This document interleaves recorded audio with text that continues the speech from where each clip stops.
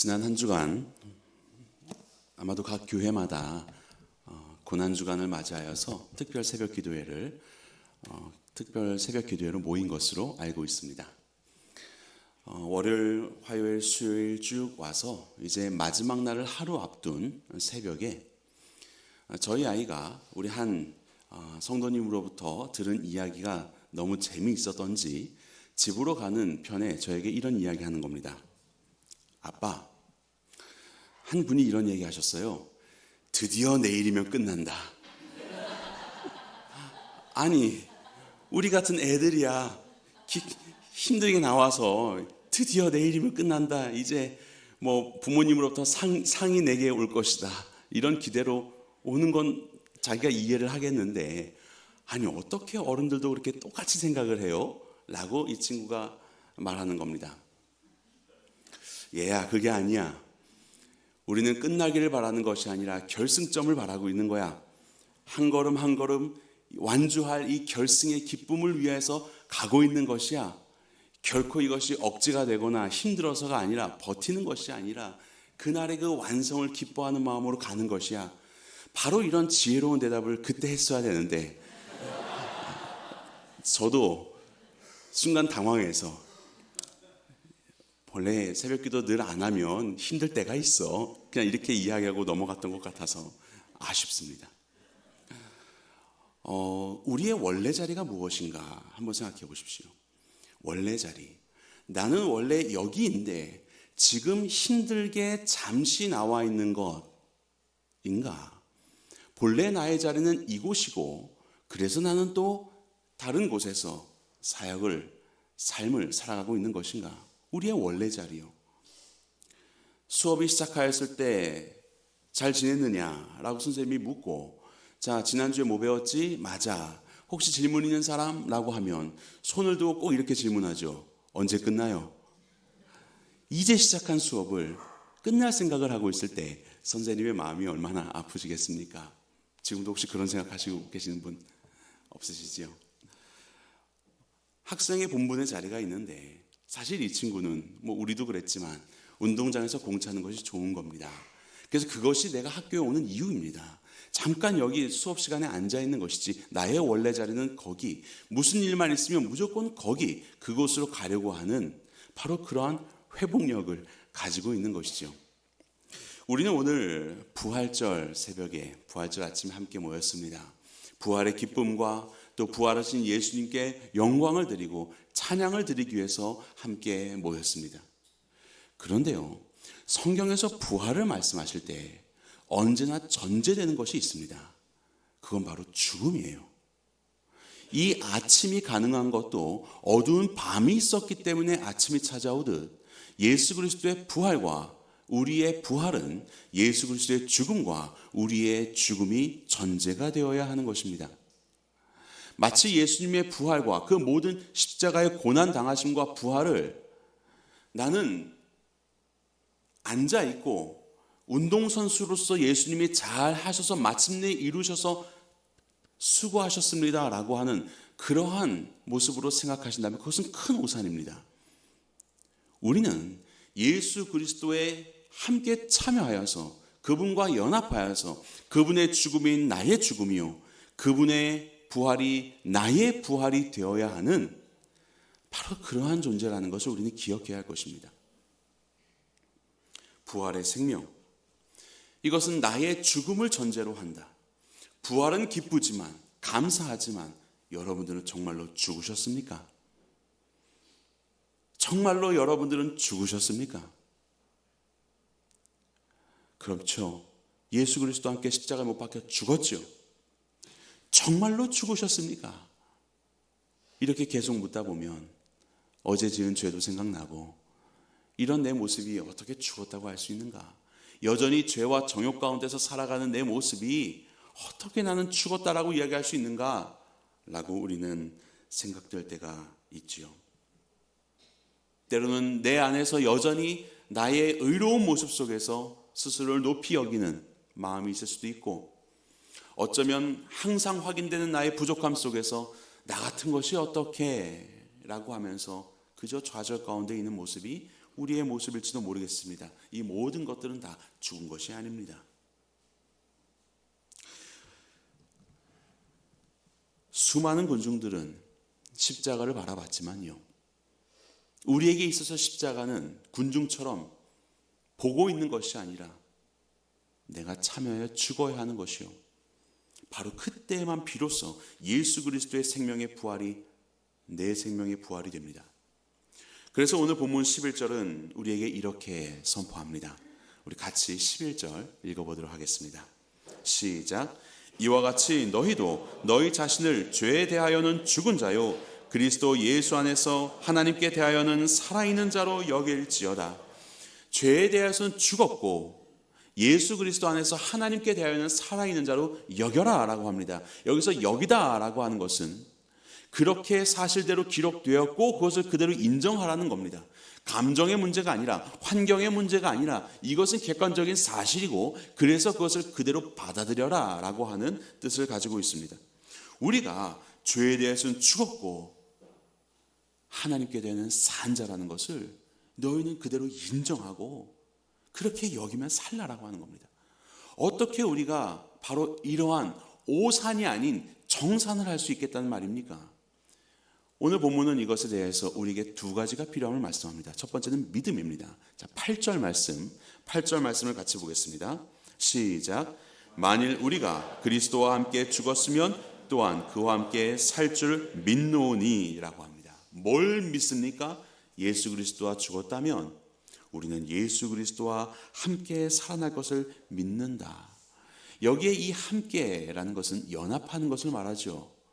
그래서 그저 같이 있는 것이 아니라 하나의 생명으로 연결되어 있는 상태, 바로 그것을 말합니다. 우리가 예수 그리스도와 함께 연합되었다면 그분의 죽음이 곧 나의 죽음이고 그분의 부활이 곧 나의 부활이다 라고 이야기하고 있는 겁니다. 어떻게 연합할 수 있을까요? 어떻게 연합할 수 있을까요? 여러분들 성경책 오늘 본문은 아닌데요, 저 위에 보시면 3절에 침례에 대한 이야기가 나옵니다. 무릇 그리스도 예수와 합하여 침례를 받은 우리는 그의 죽으심과 합하여 침례를 받을 줄 알지 못하느냐. 침례가 뭡니까? 예수 그리스도를 나의 삶의 구원자와 주인으로 영접하며 공적으로 믿음을 표현하며 나는 죽었고 주와 함께 산다라고 하는 내 모든 삶의 고백이지 않습니까? 인격적인 고백이지 않습니까? 우리가 예수 그리스도를 이와 같이 고백한다면 내 마음속 깊은 곳에서 그분이 나의 그리스도요 주인이심을 고백한다면 우리는 예수님과 함께 연합한 자가 되는 것입니다. 그래서 그분의 죽음이 나의 죽음이요 그분의 부활이 나의 부활이라고 말씀하시는 것이에요. 이 연합은요, 내가 열심을 내어서 주님께로 들어가는 것이 아니라 이미 승리하신 주님께서 나를 안아주신 사건이죠. 생명으로 사망을 삼키신 것처럼 예수 그리스도의 그 은혜 속에서 나로 믿음 가운데 주님 앞으로 나아올 수 있도록 나를 안아주신 바로 그 놀라운 아버지의 사랑이지 않습니까? 우리는 그 믿음을 갖게 되죠. 이 믿음으로 인하여서 우리는 예수님과 함께 연합하여 산 자가 되는 것입니다. 그렇다면 어떻게 우리가 믿음을 가질 수 있을까?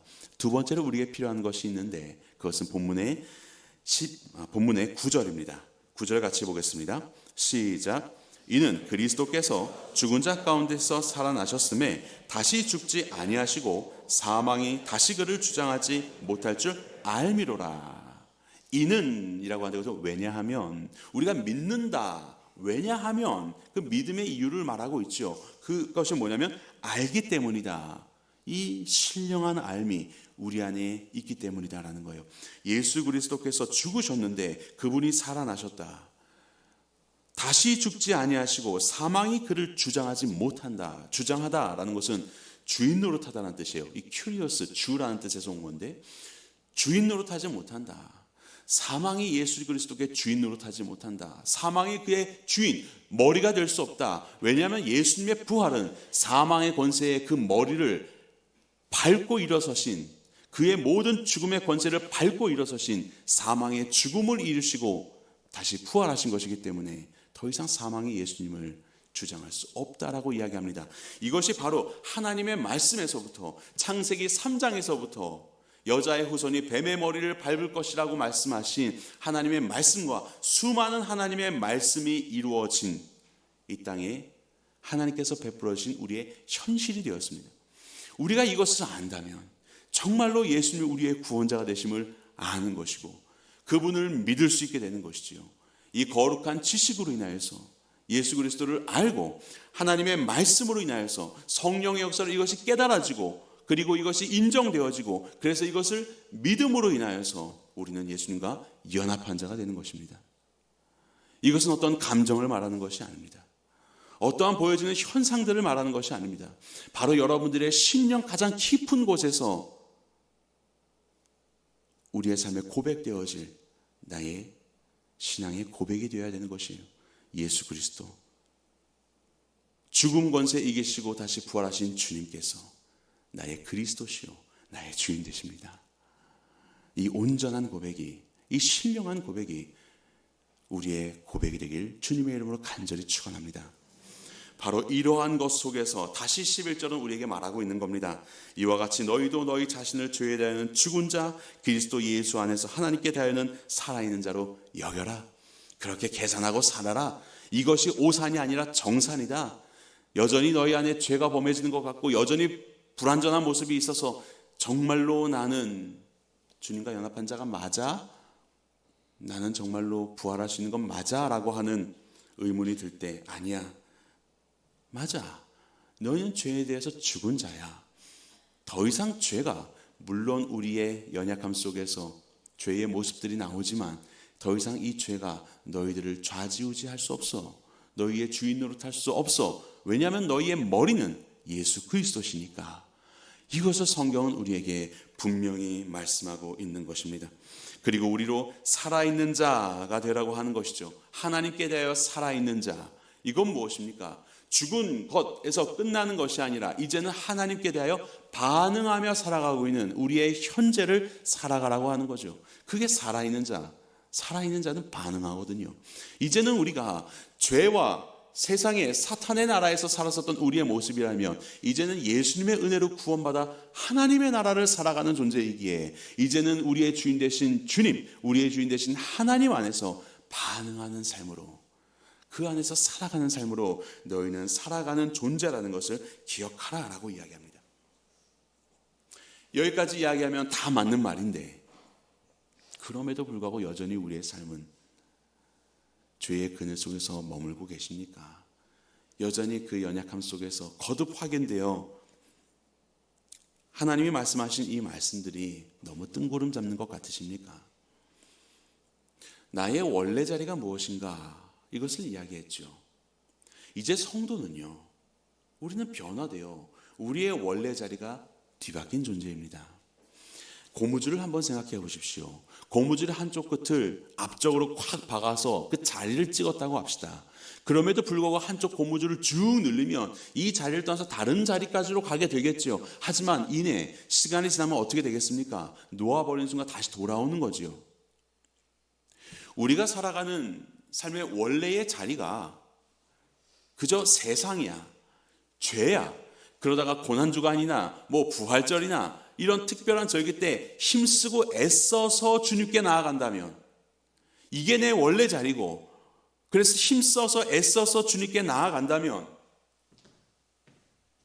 잠시 여기서 은혜를 누리는 것 같고 잠시 여기서 눈물을 흘리는 기쁨이 있지만 내 원래 자리가 저기에 박혀있기 때문에 어떻게 되겠습니까?